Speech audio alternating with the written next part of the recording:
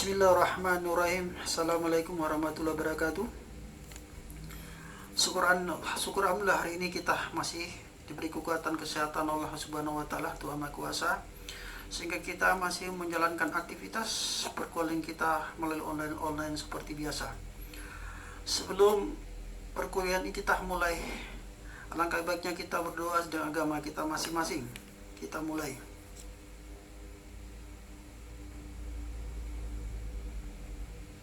Selesai. Pertemuan kedua ini saya coba menyampaikan materi soal pajak penghasilan. Pajak penghasilan diatur dalam Undang-Undang Nomor 7 Tahun 84, lalu mengalami beberapa kali perubahan, terakhir dengan Undang-Undang Nomor 36 Tahun 2008. Undang-undang ini mengatur subjek dan objek pajak serta tata cara undang-undang, serta tata cara menghitung dan melunasi pajak yang berhutang. Subjek pajak dan wajib pajak. 1A. Orang pribadi. B. Warisan yang belum terbagi sebagai kesatuan pengganti yang berhak. Lalu yang berikutnya adalah duanya adalah badan. Badan terdiri dari PT, CV, perseroan lainnya, BUMN, BUMD dengan nama dalam bentuk apapun, firma, kongsi, koperasi, dan dana pensiun, perkumpulan, yayasan, dan organisasi lainnya. Lalu yang berikutnya adalah 3 ya, bentuk usaha tetap BUT. Anda sudah ketahui ya, BUT adalah pusatnya ada di luar negeri, tetapi dia melakukan aktivitas usaha di Indonesia. Nah, kalau dia melakukan aktivitas usaha di Indonesia, maka dia berkewajiban mentaati sesuai dengan aturan undang-undang perpajakan di Indonesia. Ketika BUT ini sudah selesai menjalankan aktivitas dan tugasnya, kontraknya selesai, maka otomatis NPWP-nya telah dihapus atau dia tidak punya lagi NPWP di Indonesia. Lalu berikutnya adalah subjek pajak dapat diberikan menjadi subjek pajak dalam negeri.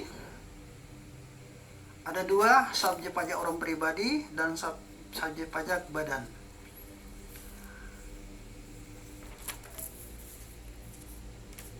Lalu subjek pajak warisan. Ada 3, ada C-nya tadi. Pertama adalah A pribadi, warisan belum terbagi sebagai kesatuan pengganti yang berhak. Lalu badan terdiri CV, PT, CV perseroan lainnya, BUMN, BUMD, dan dalam bentuk apapun, termasuk koperasi, perkumpulan, yayasan, dan organisasi lainnya. Bentuk usaha tetap.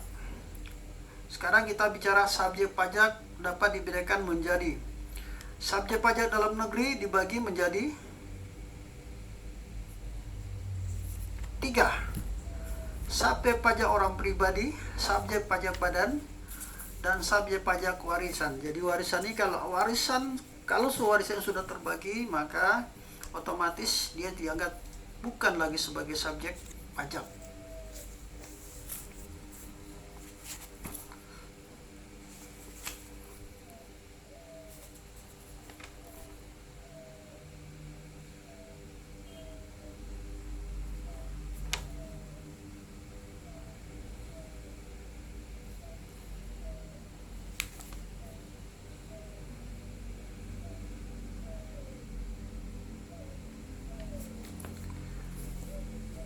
Sekarang kita masuk pada yang berikutnya adalah yang kedua adalah subjek pajak luar negeri, terdiri dari subjek pajak orang pribadi, yaitu orang pribadi yang bertempat tinggal di Indonesia atau berada di Indonesia tidak lebih dari 183 dalam jangka waktu 2 bulan.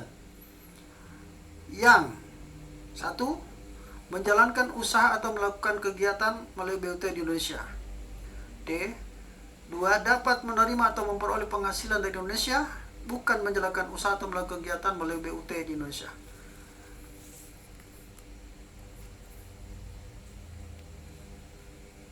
Yang B-nya subjek pajak badan. Badan tidak didirikan atau tidak bertempat tinggal di Indonesia. Titik 2A, 1. Menjalankan usaha atau melakukan kegiatan melalui BUT, dapat menerima atau memperoleh penghasilan dari Indonesia bukan dari menjalankan usaha atau melakukan kegiatan melalui BUT.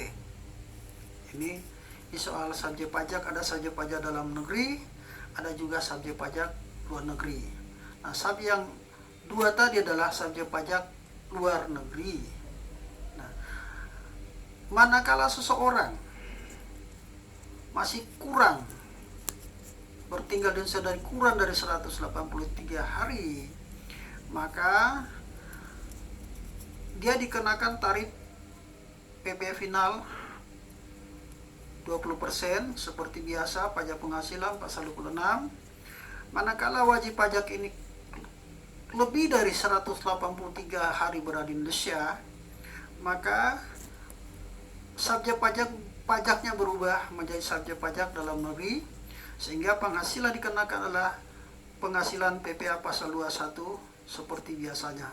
Undang-undang pasal 21 dikenakan tarif pasal 17 Undang-Undang Pajak Penghasilan seperti biasanya. Ini soal subjek pajak dalam negeri dan luar negeri. Sekarang yang tidak termasuk sebagai subjek pajak. 1. Badan Perwakilan Negara Asing, pejabat perwakilan diplomatik dan konsulat atau pejabat lain dari negara asing, dan orang-orang yang bekerja yang diperbantukan kepada mereka yang bekerja pada dan bertempat tinggal bersama-sama mereka dengan syarat bukan warga negara Indonesia dan di Indonesia tidak menerima atau memperoleh penghasilan lain di luar jabatannya di Indonesia. 2. Negara bersangkutan memberikan perlakuan timbal balik organisasi internasional sebagai dimaksud dalam KPN dengan syarat Indonesia menjadi organisasi tersebut, tidak menjalankan usaha atau kegiatan lain untuk memperoleh penghasilan dari Indonesia selain pinjaman pemerintah yang dananya dari iuran para anggota. Yang keempat, pejabat perwakilan organisasi internasional dengan syarat bukan negara Indonesia dan tidak menjalankan usaha melakukan kegiatan atau pekerjaan lain untuk memperoleh penghasilan Indonesia. Ini yang dikecualikan dari sebagai subjek pajak. Tentunya ini berlaku timbal balik. Jadi kalau diplomat kita ada di luar negeri atau di luar negeri atau di salah satu negara, maka diperlakukan timbal balik sama dengan ketentuan ini. Ya, jadi dikecualikan atau tidak termasuk sebagai subjek pajak. Sepanjang pejabat yang di situ tidak menerima penghasilan dari dalam negeri. Nah, apabila misalnya di sana ada karyawan, dia merangkap sebagai konsultan atau dipakai sebagai konsultan di perusahaan atau dimanapun di Indonesia, maka atas penghasilannya itu harus dikenakan atau dipotong PPh pajak penghasilan.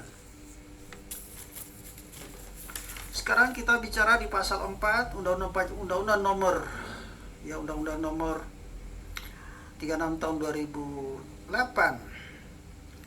Objek pajak penghasilan ini sangat banyak sekali, ada 12 ini ya. Mungkin lebih dari situ ya. Setiap tambahan ekonomis yang diterima atau diperoleh wajib pajak berupa gaji, upah, honorarium, komisari, bonus, gratifikasi, uang pensiunan. Jadi ini termasuk sebagai objek pajak. Jadi setiap tambahan kemampuan yang diperoleh untuk menambah kekayaan diperoleh oleh wajib pajak berupa gaji, upah, honorarium, komisi, bonus, gratis sebagai uang pensiun, ini termasuk sebagai objek pajak penghasilan. Hadiah dari undian atau pekerjaan atau kegiatan dan penghargaan, laba usaha, lalu keuntungan karena penjualan karena pengalihan harta. Jadi kalau ada keuntungan kita ketika mengalihkan harta dianggap itu semua termasuk objek pajak. Penerimaan kembali pembayaran pajak telah dibebankan sebagai biaya. Bunga termasuk premium, diskonto dan imbalannya karena pengembalian utang.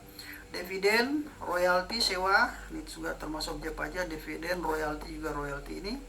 Dividen ini kalau pada akhir tahun perusahaan itu mendapat keuntungan lalu membagikan saham-saham, membagikan dividennya kepada pemegang saham sesuai dengan rapat komisaris.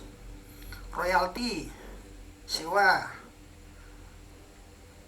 keuntungan karena pembebasan hutang, keuntungan karena selisih kurs, selisih karena penilaian kembali aktiva.